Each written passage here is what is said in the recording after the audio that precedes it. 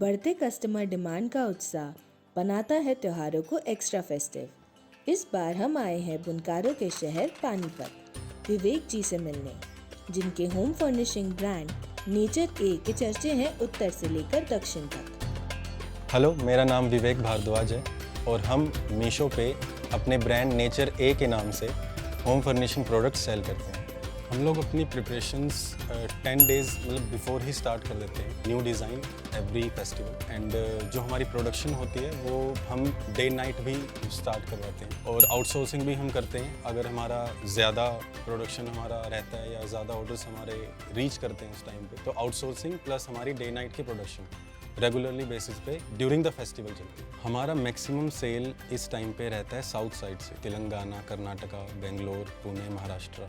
वहाँ पे thread clothes are more expensive than north side. तो ये इसलिए ये क्राइटेरिया यही रहता है कि वहाँ के लोग ज़्यादा प्रेफर करते हैं कि हम ऑनलाइन ऑर्डर करें as compare to local market. हमारा एक इंडिया का ना एक ट्रेडिशन है कि दिवाली पे हर साल सफाई होती है। तो सफाई का कारण भी ये है कि अगर हम पुरानी चीज़ें बाहर निकाल रहे हैं तो नई चीज़ें भी हम परचेज़ करते हैं अपने लिए ना। और होम फर्निशिंग से रिगार्डिंग जो हम सोचते हैं कि हमारे घर में नई चीज़ें आनी चाहिए, कर्टेंस लाइक बेडशीट्स, कारपेट्स, तो हम उन्हीं चीज़ों पे फोकस करते हैं कि हम नई परचेज़ करें एवरी ईयर। रॉ मटेरियल का हम प्लान रखते हैं कि हमारे पास इन स्टॉक हो, क्योंकि अगर उस टाइम पे और भी सेलर्स होते हैं जो काफ़ी ऑर्डर देते हैं रॉ मटेरियल के लिए, तो हम इसका रिस्क बिल्कुल भी नहीं लेते। हम पहले ही अपना इन स्टॉक रखते हैं ताकि हमें बाद में पैकिंग के टाइम कोई प्रॉब्लम ना हो। अगर वो बच भी जाता है तो हमारे ऑर्डर्स तो बाद में भी आ ही रहे हैं, तो वो बाद में यूज़ हो जाता है। पिछली दिवाली की अगर मैं आपको लर्निंग बताऊँ तो हमने इम्प्रूवमेंट करी है पैकिंग में, क्योंकि हम नए नए सेलर्स थे तो काफ़ी होच पोच हो जाता है ना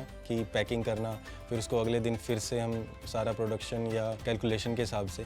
तो हमने एक अपना SOP बनाया था उसके बाद कि ये इसका डिपार्टमेंट, ये इसका डिपार्टमेंट, ये इस तरीके से काम करेगा। तो उस हिसाब से हमने अपनी सारी प्रिपरेशंस करी। और एडवर्टीजमेंट ड्यूरिंग द इवेंट हम अपना एक बजट सेट करते हैं कि इतना बजट हमारा इस दिवाली पे रहेगा, इतना बजट हमारा इस पे रहेगा।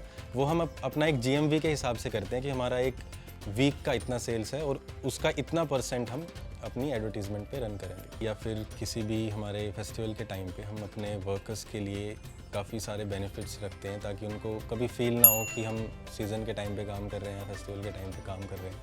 तो उनके लिए हम काफ़ी गिफ्ट्स वगैरह या एक्स्ट्रा पे आउट या ओवर टाइम भी देते हैं ताकि वो भी खुश रहें और काम भी अपना खुशी से करें।